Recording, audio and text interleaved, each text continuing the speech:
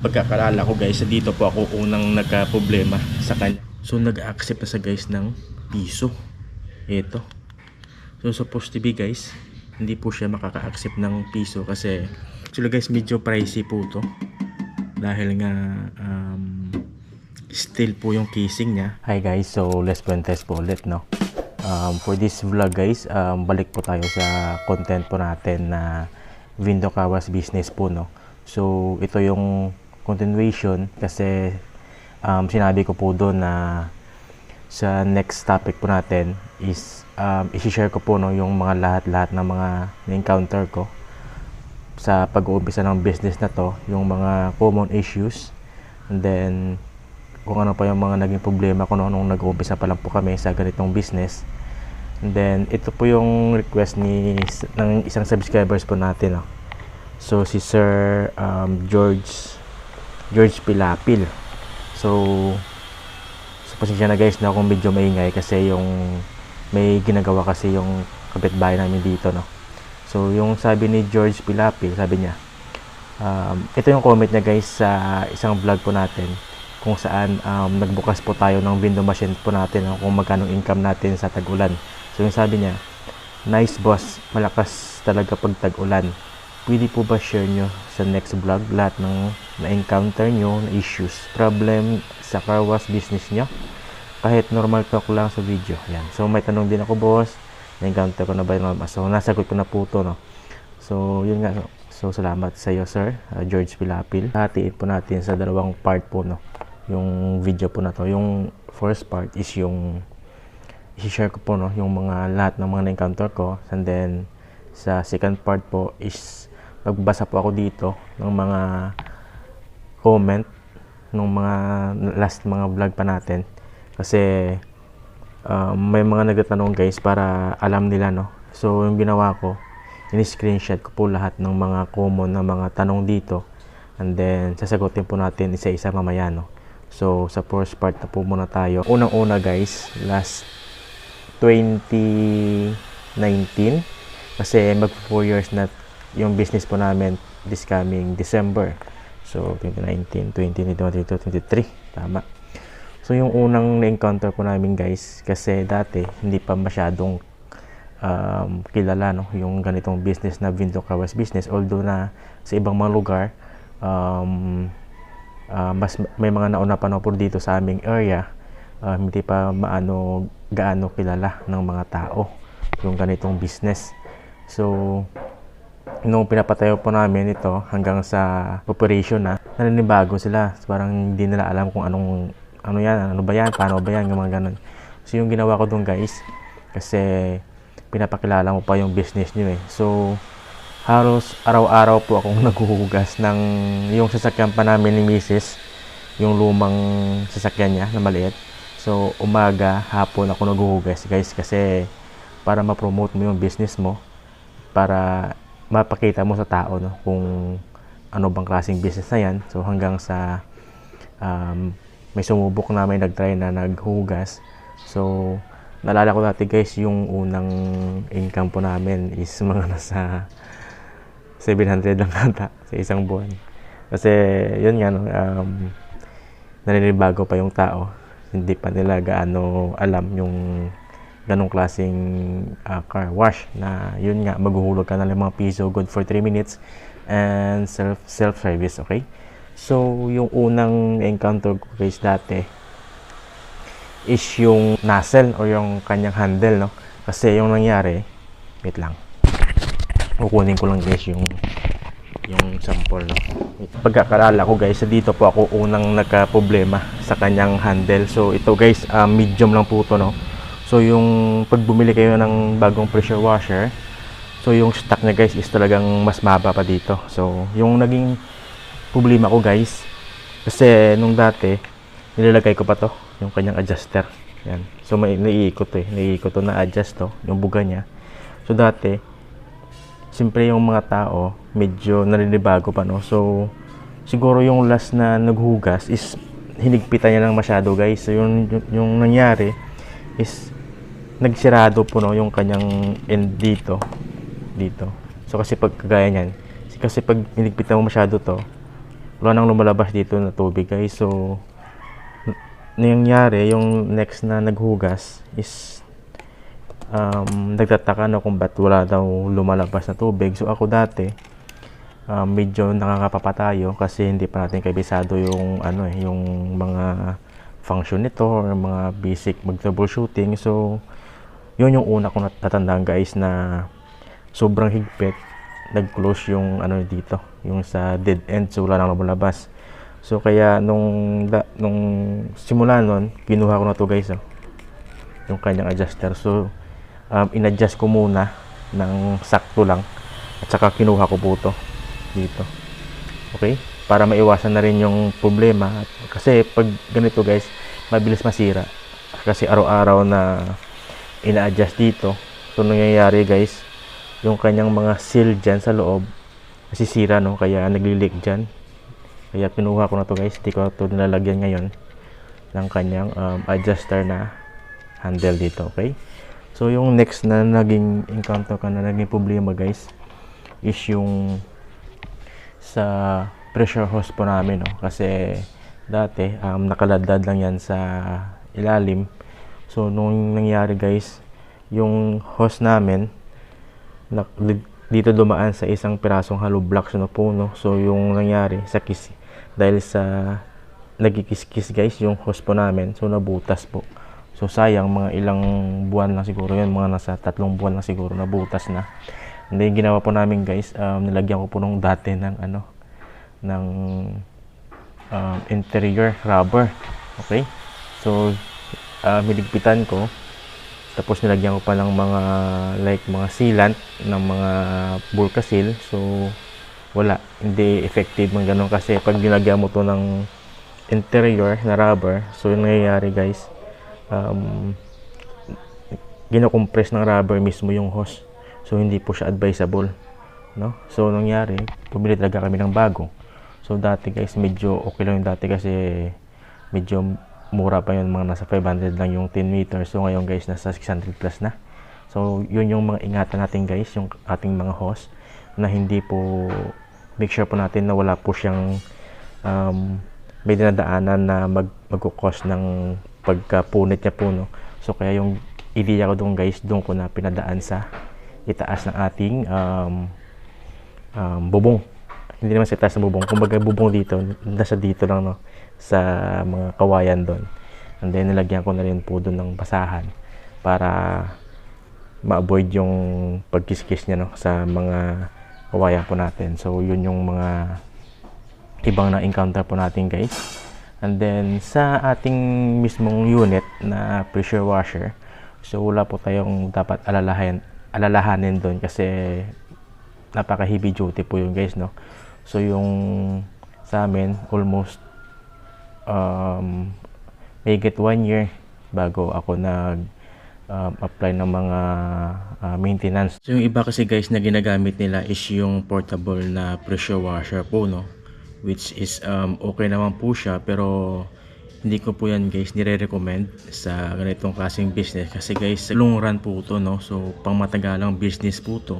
So yung kaibahan kasi ng portable na pressure washer sa heavy duty na belt type na pressure washer is in the long run guys, mas madami kang mabibilhan dito sa belt type na pressure washer compared po dito sa portable na pressure washer po, no. So basic experience ko guys, mas maganda talaga yung gamitin itong belt type kasi napakatibay po niyan guys. Yung kanyang electric motor na induction motor, so napakatibay po yan guys. Yung kanyang head unit mismo, madaming pagbibilhan. Kumbaga kung sa mga sasakyan guys, yan po yung Toyota, no, kasi napakadaming pagbibilhan ng mga parts, okay. Sa window machine naman po guys, yung mga na-encounter ko na naging problema, yung una is yung sa kanyang coin slot, kagaya po nito guys. So tawag po dito coin slot po, no. So pag dumagal guys, yung dinadaanan niya dito is kinakapitan po yan guys ng mga dumi. Ito malinis na to kasi dati binuksan ko po to, nalinisan ko po to, no? Pero dati guys napakadumi po dito. So yung unang na-encounter ko dito guys is yung pag tawag dito, pag bingkong ba tawag doon, pag bingkong yung 5 piso. So nung nangyayari guys, nagsa-stuck po dito, no? So hindi po siya makaka direktang hulog sa kanyang dinadaan dito. So yung nangyayari, pag hinulugan po dito guys ng bingkong na 5 piso, so nasa-stuck po dyan, no? Hanggang sa hindi na mapasukan ng gustong maghugas kasi nga may nagbara dito na 5 piso. So yun yung unang na-encounter ko na naging problema sa ganito, no, sa coin slot niya. So kaya naglagay ako ng ano dyan, ng parang reminders na huwag maghulog ng bingkong na 5 piso. So kasi minsan kasi guys yung naghuhugas hindi naman din na sinasadya yan siguro. So humuhulog sila, hindi nila na papansin na yung kanilang ihuhulog na 5 piso is bingkong. Okay, so yun yung una kong na encounter. So yung pangalawang encounter ko guys, kasi pag tumagal ito like mga 1 taon, halimbawa 1 taon, so nag-accept na sa guys ng piso ito. So supposed to be guys, hindi po siya makaka-accept ng piso kasi yung halimbawa niyan guys, ito hindi piso to, so piso to. So pag naghulog kayo niyan guys, dyan, so dapat parang dito pa lang sa first stage niya, dapat malalaglag na to guys kasi kumbaga hindi sa fit sa dito niya, distance dito, magaganyan siya dapat. So minsan yung nangyayari, pag madumi na yung kanyang coin slot dito, madumi na, so hindi dyan guys nalalaglag. So nangyayari, dumidiretso po dito sa loob dyan hanggang sa mahulog po dyan. So pag nakapasok po dito guys, so may isa pa siyang dapat na daanan na kumbaga security. Ito yun, yung parang copper niya na nagpupush. So dapat yan guys, mapupush po niyan palabas. Ayan na, napapansin nyo yan, para siyang itutulak niya yan guys palabas, kasi mas magaan po to compared sa 5 piso. Ganyan yung halimbawa niya guys, hindi nakapasok na dyan. So dapat malalaglag po dito. Okay, yan na, yun. So nakita nyo, so tinutulak po dito. So isa pa, yun. So anong nangyayari guys, pag nagbukas kayo, halimbawa tumagal na yung business niya, pag nagbukas kayo ng inyong window machine, tapos napansin nyo na maraming mga piso, like mga 20 pesos na tig-piso, so magtataka na kayo guys na, so dapat nyan iisipin nyo na nag-accept na yung inyong coin slot na piso. Kasi yung nangyayari nyan guys, yung kanyang ganito, yung parang tumutulak nito, is humihina po to, no? Humihina yan, ayan. So pag tumagal yan guys, hindi na siya nakalabas dyan. So ganyan na siya, ayan. So humihina na, pumapasok na. So nangyayari, uma-accept na yan, yan na. Oops, isip pa.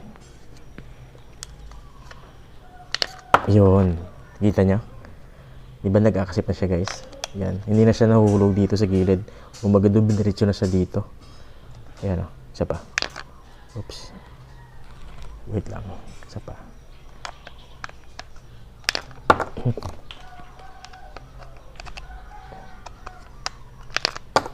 Oops, lang, wait lang.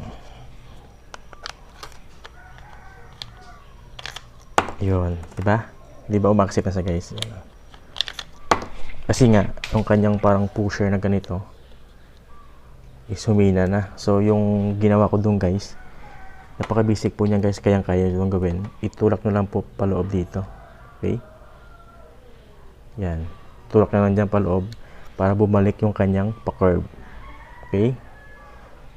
Pero pag after nyan guys, subukan nyo hulugan ng 5 piso kasi minsan pag masyado nating itinulak to, pati yung 5 piso mismo hindi na dyan makakalusot, no? Dyan. So try and error guys hanggang sa makuha nyo yung kanyang saktong pag-adjust nito. Ito, okay? Ayos. So yan yung pangalawang naging issue ko or naging encounter ko na problema sa ganitong window machine po, no. So actually guys, napakatibay po to, yung mga window machine na to. So yung umpisa dati guys, eto, steel po to, no, yung kanyang casing. Yan. Pero binalutan ko na to guys ng makapal na parang cover na plastic kasi exposed po dun sa tubig, so natatalsikan po ng tubig, no. So yung nangyayari nito, kinakain ng kalawang, which is nagibi naman kasi exposed sa tubig. Yan. Pero may suggest po sa atin, isang subscribers po natin, so nakalimutan ko kung sino yung kung anong pangalan niya. So ilalagay ko lang guys dito, no, sa video po natin. So shout out sir. So yung sabi niya may binibili daw na in-spray na tawag dito na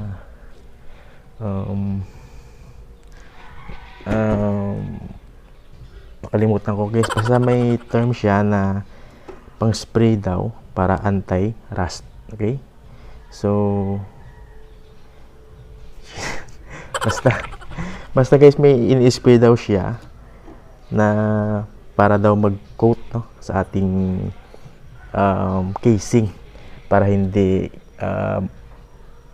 hindi siya kalawangin, no. So thank you sir sa pag-suggest sa na gumamit ng ganong spray, no. So susubukan natin yan. Okay, so ano pa ba yung mga, so yun nga, no, yung isang tanong ni Sir George Pilapil na yung kanyang timer daw is number 2 lang yung lumalabas dito sa kanyang display, number 2. So hindi ko yun pan-experience, yung experience ko lang guys is yung nawawala po yung display niya mismo dito, no.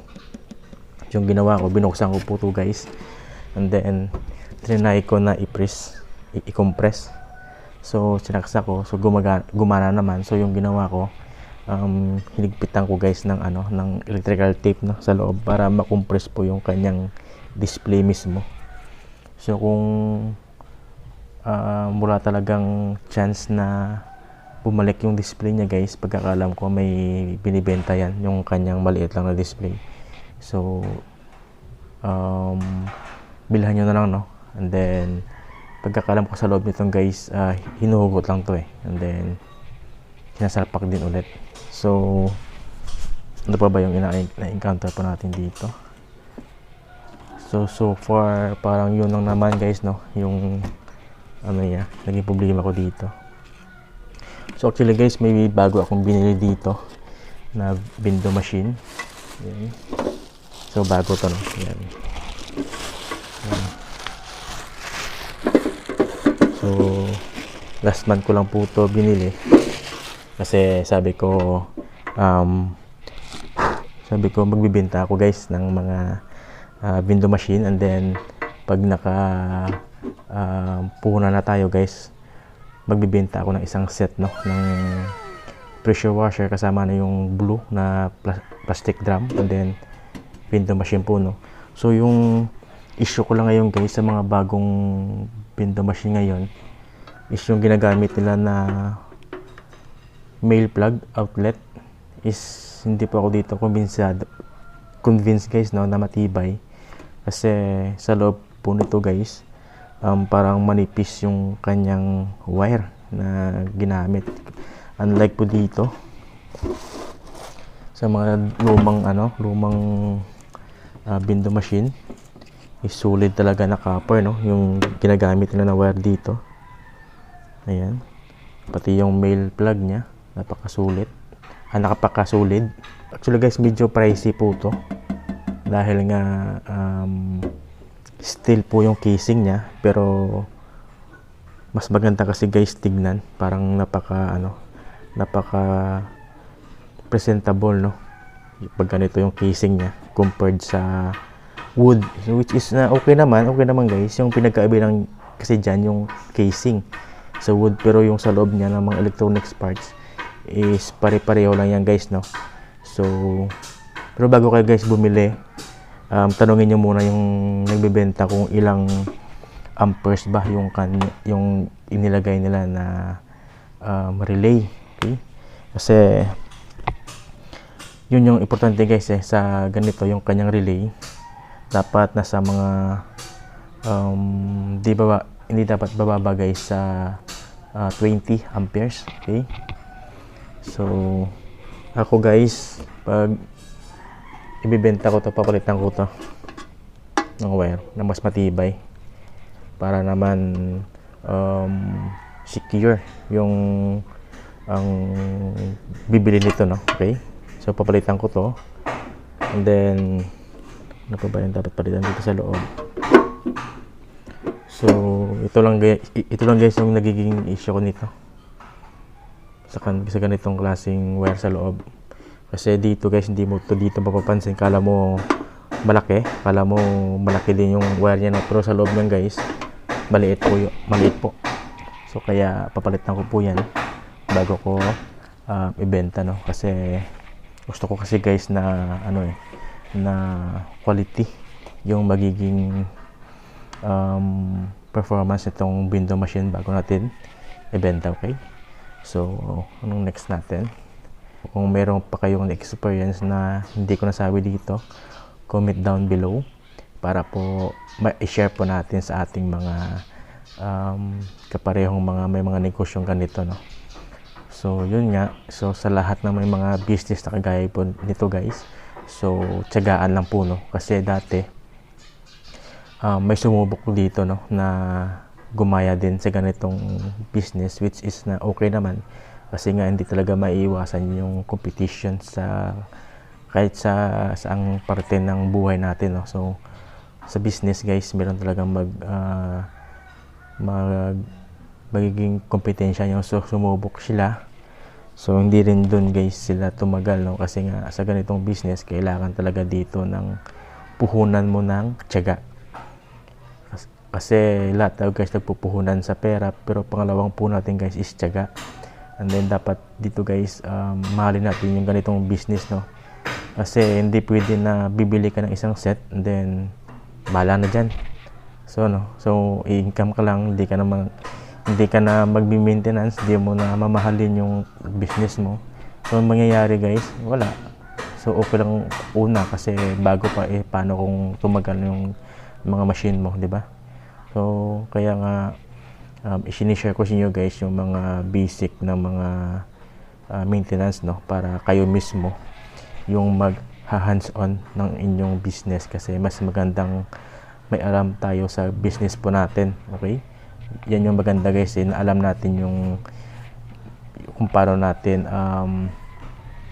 aalagaan yung business natin. Kung may mga common na mga sira, di ba, kahit man lang pag change oil, pagpalit ng valve seal, di ba, mga ganong common issue, pag troubleshoot, at least hindi na tayo guys maghahanap ng may mag-aayos na o magre-repair, kasi tayo mismo alam na natin kabisyaduhin yung ating business. Okay, so yun, good luck sa atin lahat yung mga nag-uumpisa pa lang na mag-business nito. So napakagandang business to guys, sa totoo lang. Ito yung sinasabi nila dati na kahit wala kang ginagawa is kumikita ka. Ito yun. Ito yung legit na business guys. Halimbawa, kagaya ko, may trabaho din ako guys. So iiwanan mo lang dyan, no, sa kung saan yung pwesto nyo. Tapos pagbalik mo, may may income ka na, kahit hindi ka dito nagbabantay, no, ng 8 oras sa business po natin. So make sure lang natin guys na bago natin iwanan ito, kung may trabaho pa tayong iba, so check natin yung mga supply ng tubig, di ba?